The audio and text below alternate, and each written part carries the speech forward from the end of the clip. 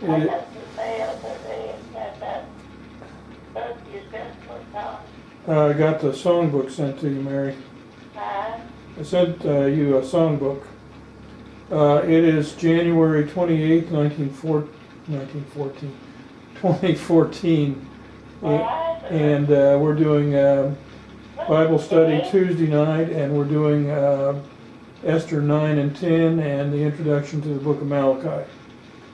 Okay, Esther 9, I think if everybody remembers where we were at, the Esther and Mordecai, actually God, had managed to head off. You're coming and going. Okay, well, I'll do the best I can. And have you got something where you can turn up the phone? Mary? Mary? Mary? I think we lost her altogether. Sounds like it. Okay, so basically, God, through Esther and Mordecai, had managed to head off the Jews in the Persian Empire being exterminated. And we pick up the story here in chapter 9. Mary? Yeah. Oh, there you are. Okay, would somebody read 1 through 5? And in the 12th month, the month Adar, and the 13th day of the same, when the king's command and his order came to be executed. In the day that the enemies of the Jews hoped to have power over them, it was turned to be the opposite. So the Jews had rule over the ones who hated them. The Jews gathered themselves in their cities throughout all the provinces of King Ahasuerus, in order to lay hands on any who sought their harm. And no man could withstand them, for the fear of them fell upon all people. And all the rulers of the provinces and lieutenants and the governors and officers of the king helped the Jews because the fear of Mordecai had fallen upon them. For Mordecai was great in the house of the king, and his fame went throughout all the provinces. For this man Mordecai grew more and more powerful. And the Jews struck all their enemies with the sword and slaughter and destruction, and did as they pleased to those who hated them. Thank you, Gene. I think you guys might remember I told you that, well, actually the text, the scripture told us that the Persians couldn't reverse a law once it was made. But what they did do in this case was they passed another law that the Jews could attack those that were going to attack them, could defend themselves, and actually could wipe out the ones who were going to wipe them out. Seems like a really illogical way of doing it, rather than just saying we passed a stupid law to begin with and we're going to reverse it, that's the way it was. And so it says the fear fell upon them, and we know too that the scriptures tell us, and I didn't look that up today, I don't know, Gene Ward, whether you did or not, God can make even your enemies to be at peace with you. One thing about this king, ruled a lot by whim and caprice, didn't he? I mean, here not that far back in the story, Haman is his buddy, and he's all, gung-ho for wiping out the Jews, and now he's bending over backwards to save the Jews, or to give them the tools to save themselves. And that's one of the problems with having a tyrant.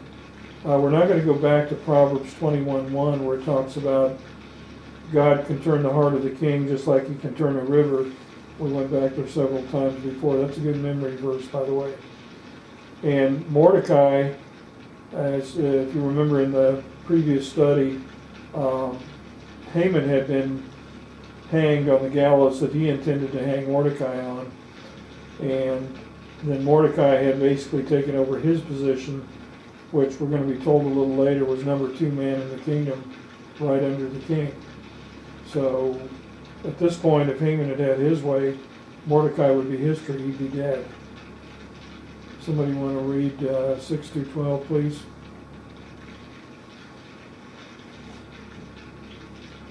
And in Shushan the palace, the Jews killed and destroyed 500 men. And now also Parshadatha and Dalphon and Azpatha and Poratha and Adalia and Aridatha and Armashta and Aristai and Aridai and Bezatha were killed, and the 10 sons of Haman, the son of Armadaratha, the enemy of the Jews, but they did not lay their hands on the spoil. On that day, the number of those who were killed in Shushan, the palace, was brought before the king.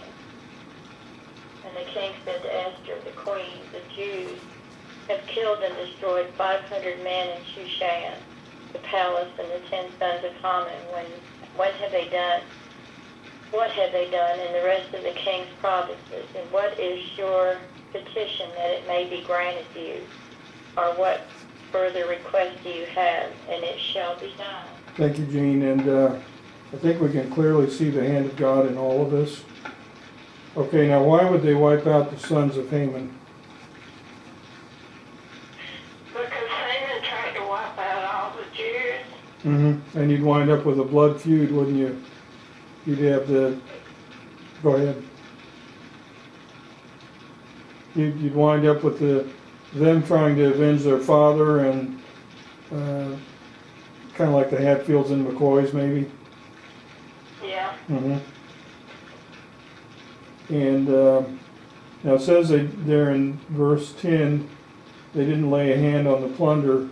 The decree that Haman had against the Jews said that they could take the plunder, or the booty, the property, the spoils of the Jews, and that could be, although it doesn't tell us, that could be the reason why they didn't do it. I mean, this was a very objectionable thing, I guess, to them, that they had just about been plundered, and maybe they didn't want to plunder the enemies. It doesn't really tell us. And good job on those names, Gene. Just like I suggested before, I think we ought to make Gene our language expert. Oh, yeah. Everybody in favor? I don't think I'd be. Aye. Okay. So basically, he comes back and he tells Esther, here's what I've done, what more do you want? Or what more would you like? And we can see, again, God's hand in this. She winds up in the palace. And now basically you got the king.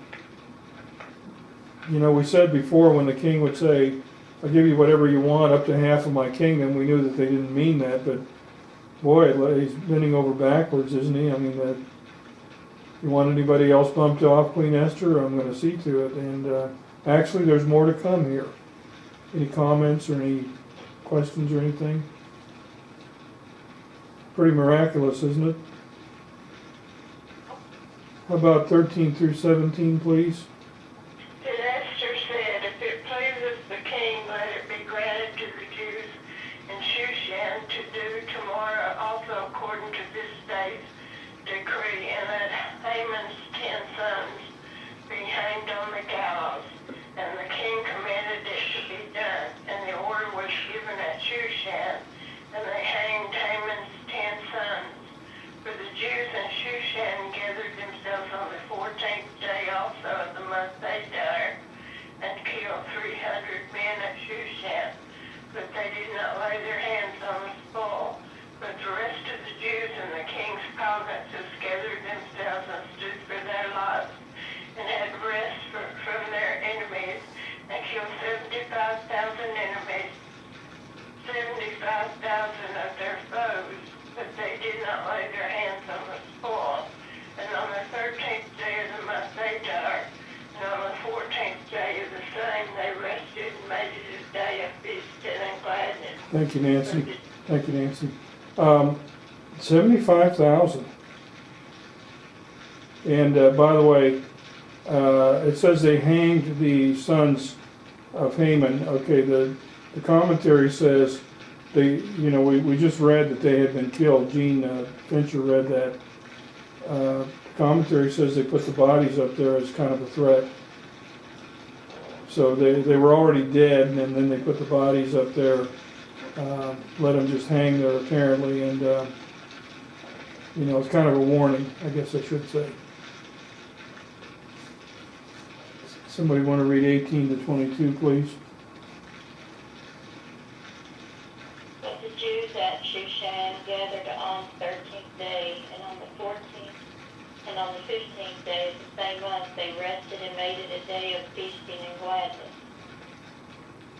Therefore the Jews of the villages who lived in the unwalled towns made the 14th day of the month Adar a day of gladness and feasting, and a good day, and a day of sending portions to one another. And Mordecai wrote these things and sent letters to all the Jews in all the provinces of King Ahasuerus, near and far, to establish among them that they should keep the 14th day of the month Adar and the 15th day of the same yearly, as the days in which the Jews rested from their enemies, and the month which was turned to them from sorrow to joy, and from mourning into a good day, that they should make them days of feasting and joy, and of sending portions to one another and gifts to the poor. Thank you, Gene. And that portions is presents, in other words. And the Jews do that today. It's Purim. So and we're going to go on here to be told that, but this was the beginning of a big celebration for their deliverance. What month is it on our calendar? Oh, let's see. 14th of Adar. In Shushan they had two, let me see. The 15th day of Adar is February to March. Okay.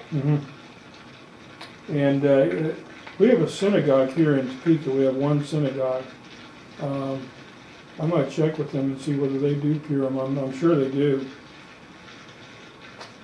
Okay, would somebody read 23 through 25, please? And the Jews undertook to do as they had begun, and as Mordecai had written to them, because Haman the son of Hammedatha, the Agagite, the enemy of all the Jews, had plotted against the Jews to destroy them, and had cast her the lot to finish them and to destroy them.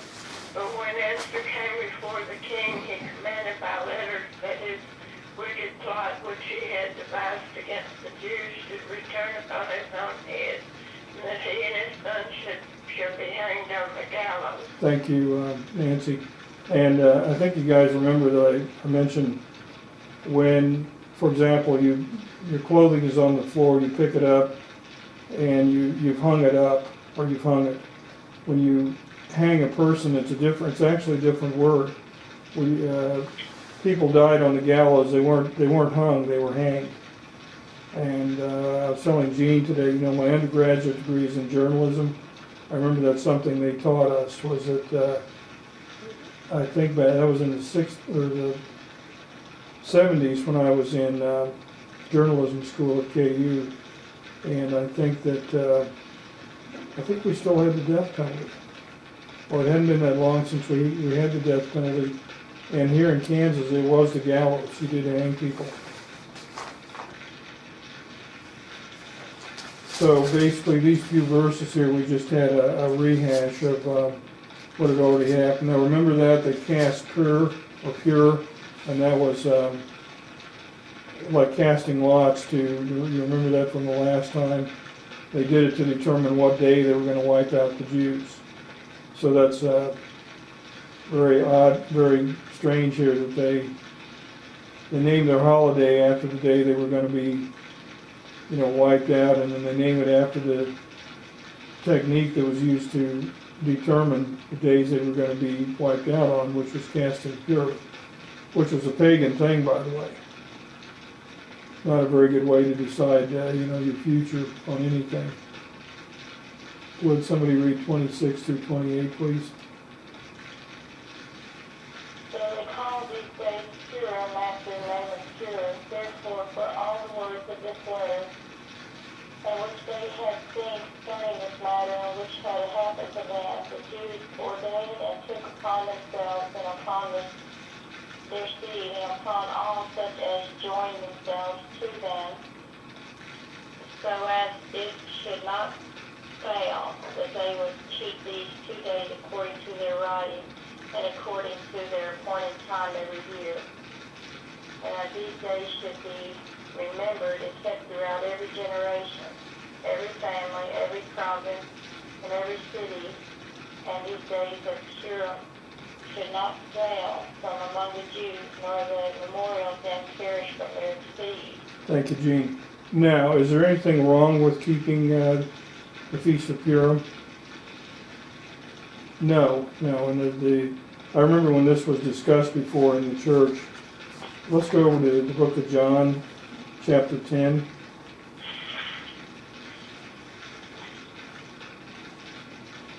I mean, should we keep it, or do we keep it or we don't? It's not a commanded feast to God, and that's not the category this is in. So we're not commanded to keep it. We're not commanded not to keep it. John 1, 10. 10. Yeah. Mary, you doing okay? Yeah. Good. Mary, you got your Bible? Mary, you got your Bible? Yeah. You got a Quran? I can't think right now. Oh, okay. Okay, John 10, would somebody read verse 22?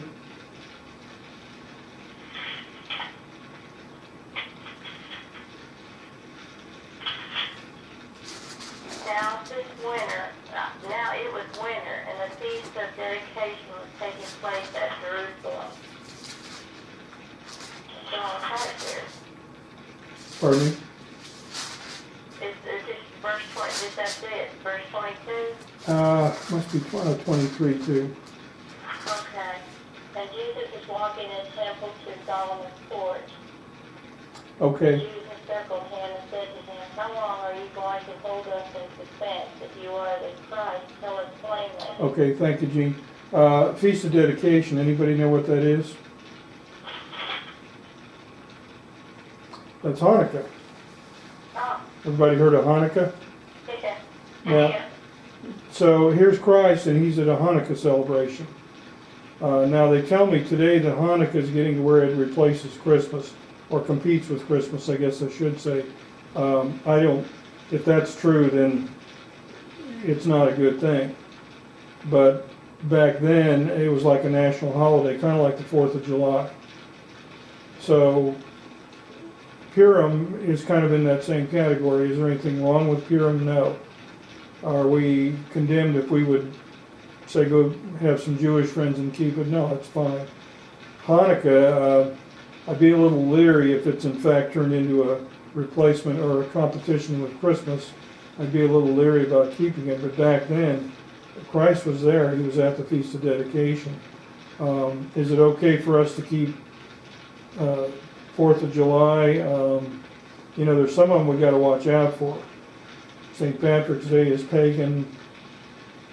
We know all about Easter. We know all about Christmas. Valentine's Day. Valentine's Day, that's coming up, and that's pagan to the core. By the way, the History Channel, pardon me?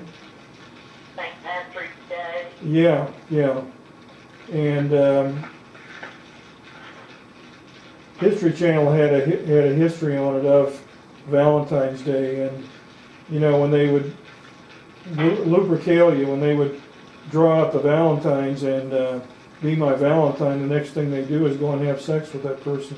That was on the History Channel. So people say, well, we trash Valentine's Day and we're wrong. It's right there on History Channel what the origins of it were. So basically, here was Christ at a Hanukkah celebration, and so that's what the church is taught, and that's what it seems clear here, that I was saying to Gene Ward today, like, we pick a day a month to fast. Are we commanded to do that? No. Is there anything wrong with doing it? No. If you don't do that with the group, have you done anything wrong? No. It's strictly voluntary. It's just something for convenience for us. Our monthly fast. Yeah. You with us, Mary? Yeah. Okay. Okay, so let's go back to Esther.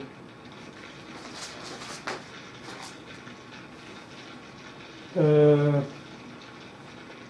think we were ready for 29. Somebody want to take it and read to the end of the chapter? And Esther the queen, the daughter of Ahel, with Mordecai the Jew, wrote with all authority to confirm the second letter of Purim.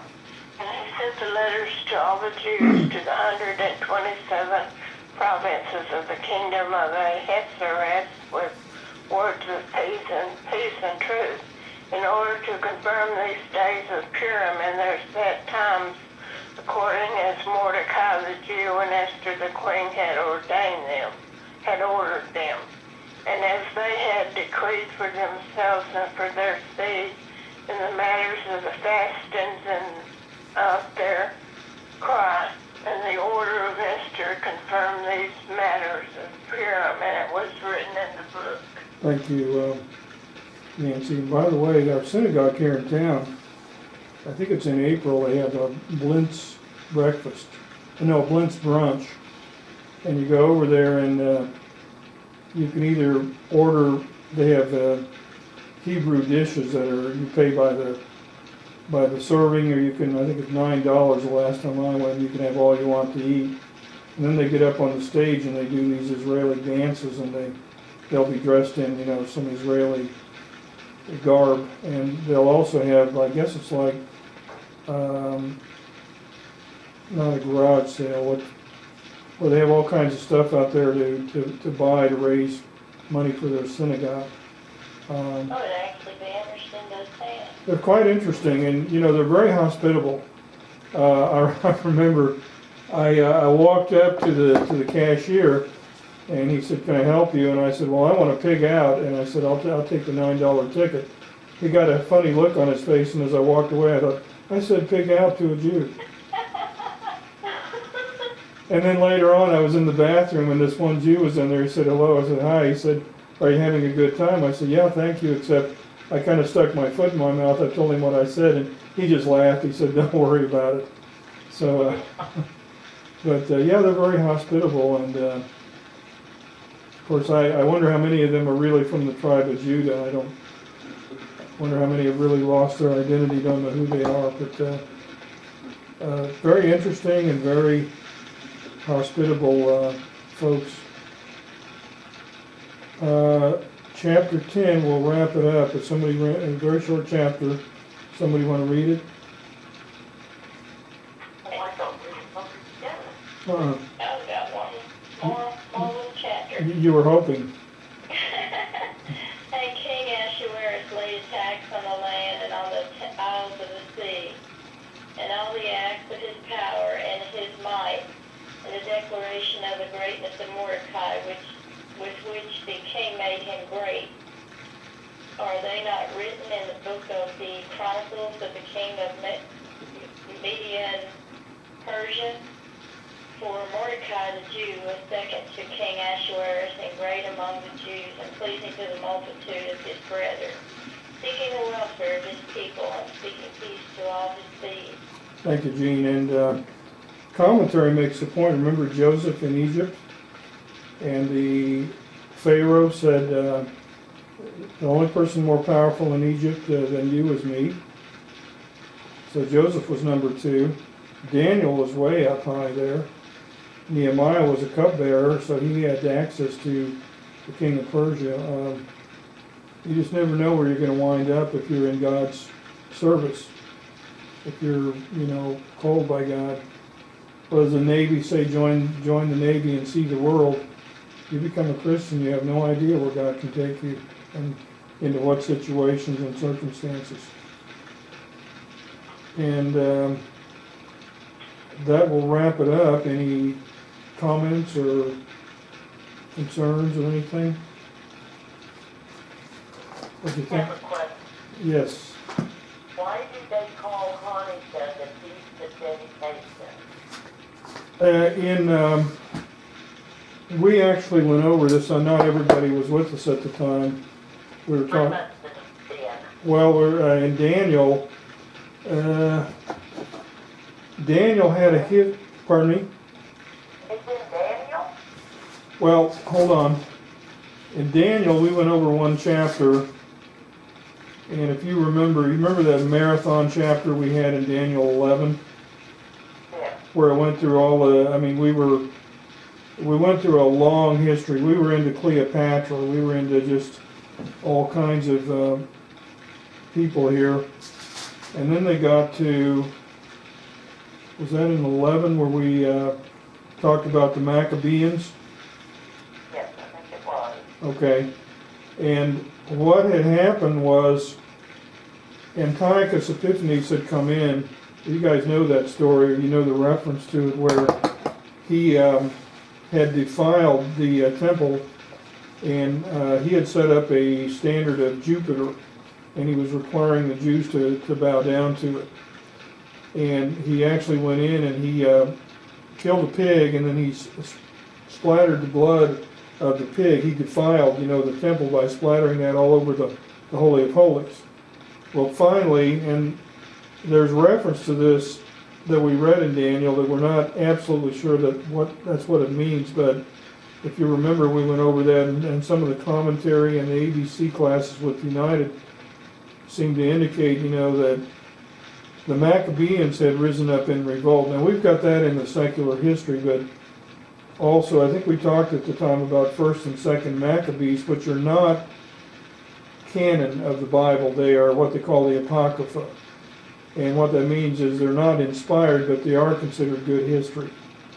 And you would find them like the Catholic Bible has 1st and 2nd Maccabees in it. I'm not sure how many other Bibles have it in it. And again, we don't want to read that like it's part of the Bible. It's not. But it's a pretty good history of the Maccabees rose up finally, and Antiochus was sending, he was a Syrian, and he was a tyrant, and he was sending his people out into the countryside and making these Jews, first of all, he was making them eat pork, but he was also making them bow down to Jupiter. Well, the Maccabees rose up, and it was a family of Jews, and they killed that particular representative of Antiochus, and then they started a revolt, and they carried it on for years, and basically they freed Jerusalem for quite a number of years. And what they did is they went into the temple and they cleansed it, and then they rededicated it.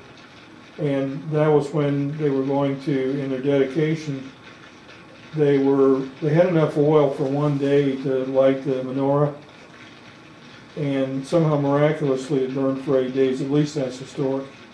Anybody ever heard that story? Okay, yeah. And so that's why they celebrated Hanukkah 8 days, because you know what the menorah is? It's that little candelabra thing that has the 7 little. With the 7 candles. Yes.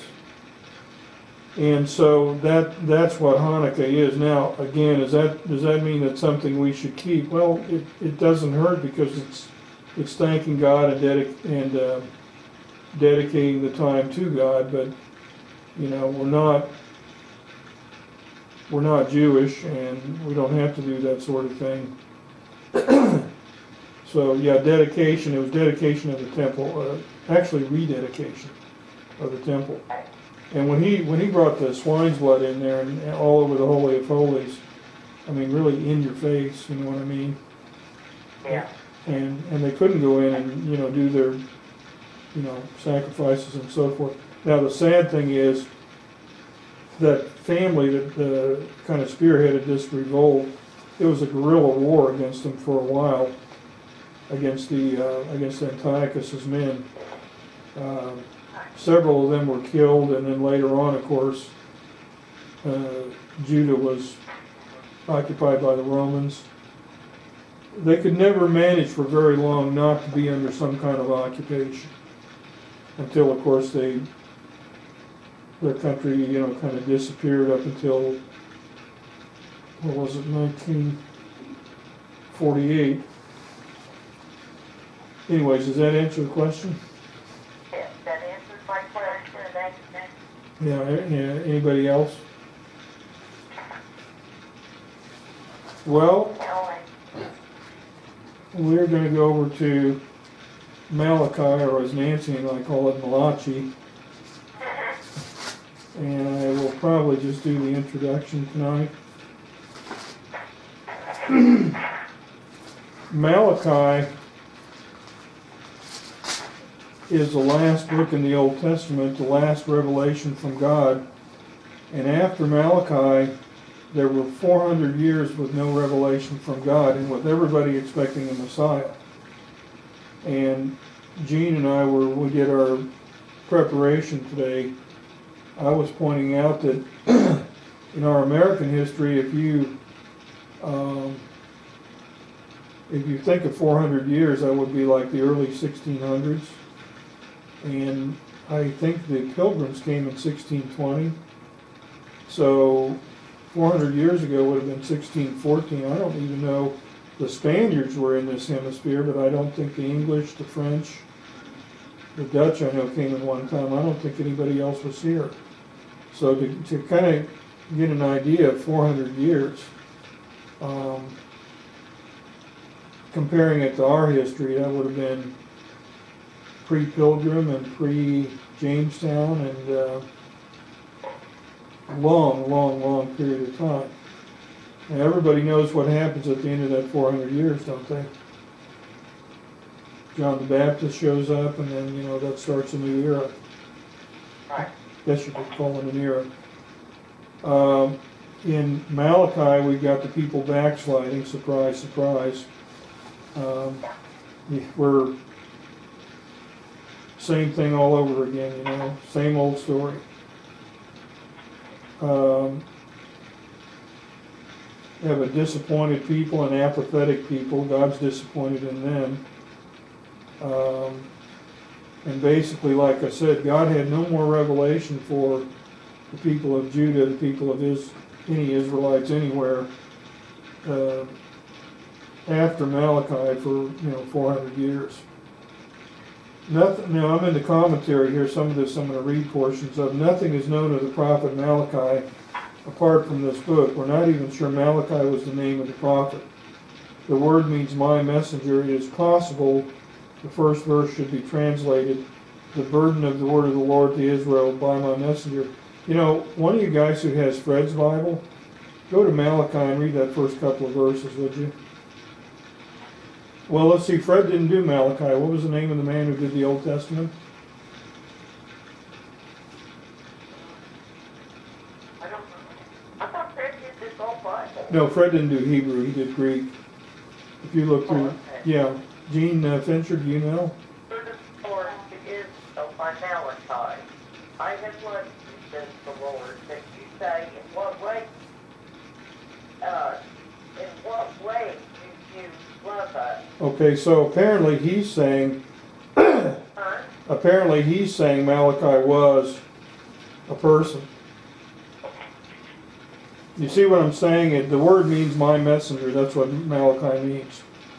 Okay. So it's saying it's possible the first verse should be translated, the burden of the word of the Lord to Israel by my messenger. Getting back to what we were talking about, no, Fred didn't do the Old Testament. I think there's an intro or something there, and I can't remember the name of the guy. Fred does Greek. Fred's not a Hebrew scholar. I think he knows a lot of Hebrew, but he's not. I think translating the New Testament was enough to, I think that tied him up for years. Yeah. Huh. Fred did. In any case, Malachi's name identifying him as a messenger of God highlights one of the major themes of the book. God promised he'd send a messenger, a prophecy of John the Baptist, and the messenger of the covenant. So, do you remember where John said he was the voice of one crying in the wilderness, and it pointed toward, I didn't look that up, but well, maybe we'll do that later, but John the Baptist was the Elijah. I think, remember Christ said that Elijah has already come, and you've done with him as you wished, and they put him to death, of course. Of course, he stepped all over people's toes, didn't he? Yeah. Thank goodness I never do that. In chapter 2, verse 7, the role of a priest is described as a messenger of the Lord of hosts. So based on that description, a priest prophet in the temple might have used the designation my messenger for himself. Anyways, what we know is whether it's actually somebody named Malachi or somebody that was my messenger that we're not told the name now.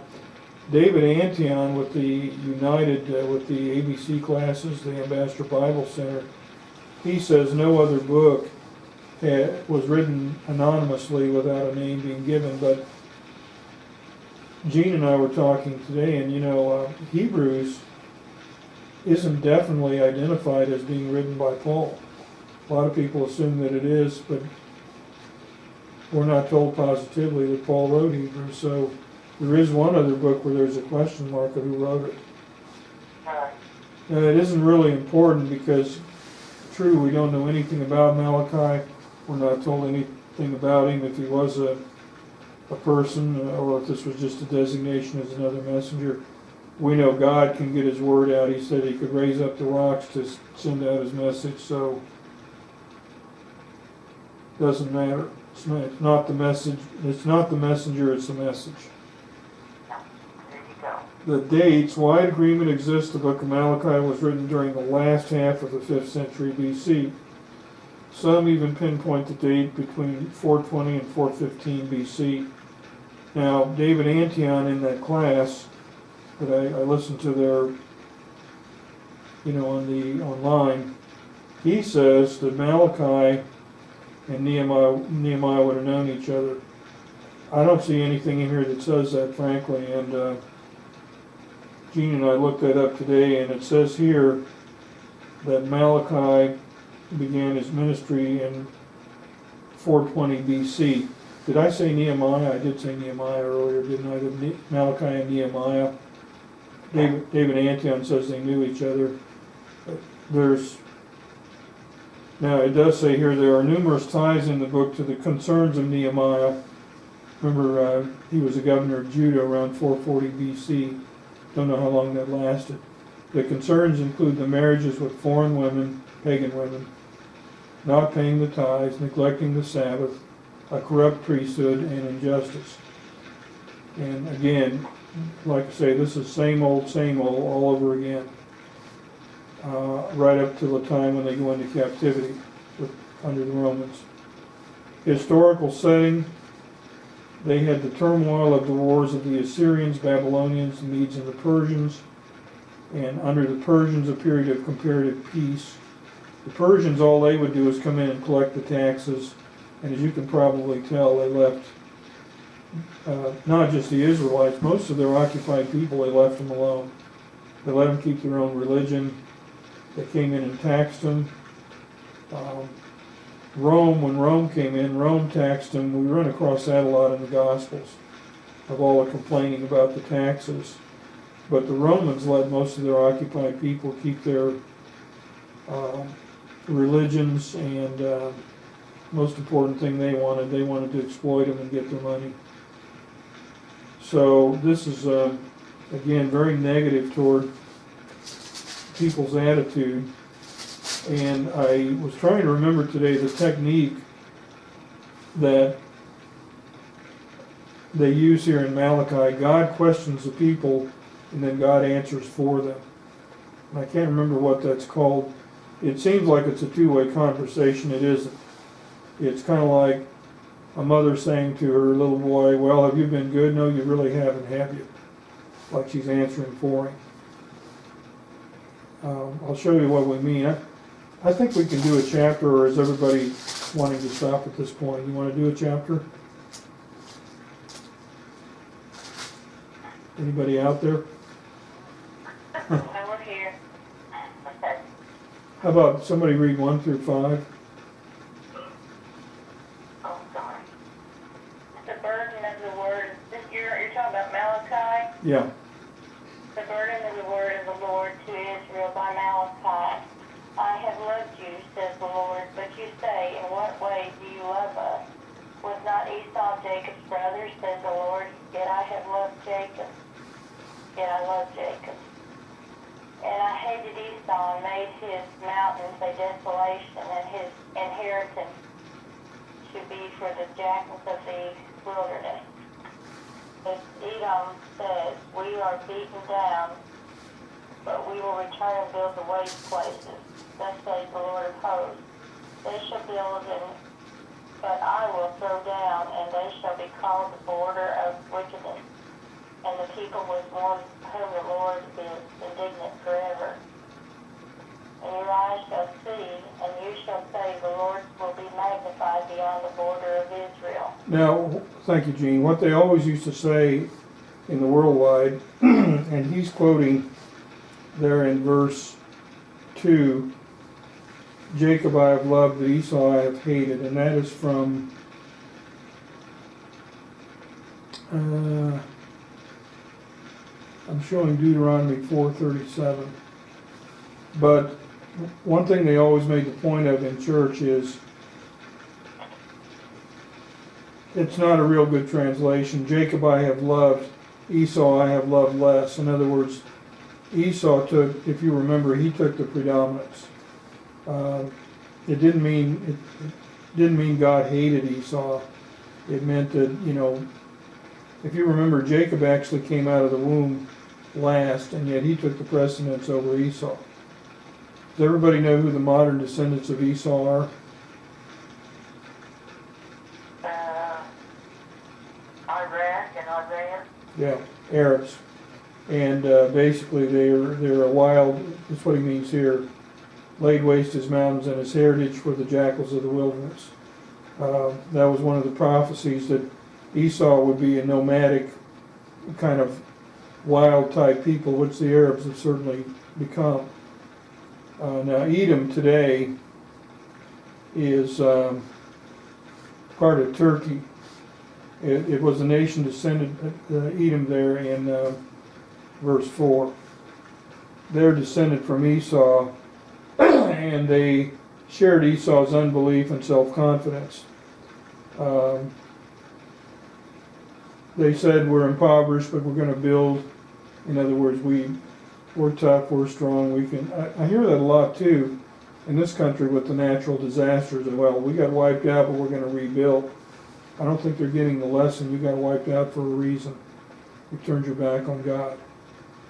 And rebuilt, get wiped out again. they do. Look what happened in New Jersey. Remember that fire after they were, and I don't know how long it's going to take them to get the lesson. And so basically, and of course, what's the religion of the descendants of Esau? Muslim. Yeah. Their so-called holy book is the Quran, and actually Islam is. People are mistaken. They think that Muslims are. They believe in Allah. Allah is God the Father. Allah is actually a conglomeration of all kinds of gods. It's a very screwed up religion. I thought. Yes. I remember when Herbert Armstrong was doing his banquets and his dinners, and he talked to a bunch of Arabs. He said, we call him God the Father, you call him Allah. He's mistaken about that. Yeah. Somebody want to read 6 through 8? A son honors his father, and a servant his master. If I am a master, where is my fear? Says the Lord of hosts to you, O priest who despise my name. And you say, in what way do we despise your name? You offer defiled bread upon my altar, and you say, in what way do we defile you? and you're saying the table of the Lord is contemptible. And if you offer the blind for sacrifice, is it not evil? And if you offer the lame and the sick, is it not evil? Offer it now to your governor. Will it be pleased with you or accept your person, says the Lord of hosts? Thank you, Nancy. So their whole attitude toward God and toward the sacrifices, they're bringing in some broken down halt animal, you know. Actually, let's see what they were supposed to do. Let's go over to Leviticus 22. You're going to come before God. Of course, we don't do animal sacrifices, but you want to bring God your best. What verse? We're right around 22 here. Start with 18 and Hello? hello. Are you on hold for some? Are you holding for someone? Yeah, Mary's on with us. Okay, sorry about that. Okay. Okay, 18 through 23. Speak to urine. How come I'm echoing? Okay. It just does that sometimes, I don't know why.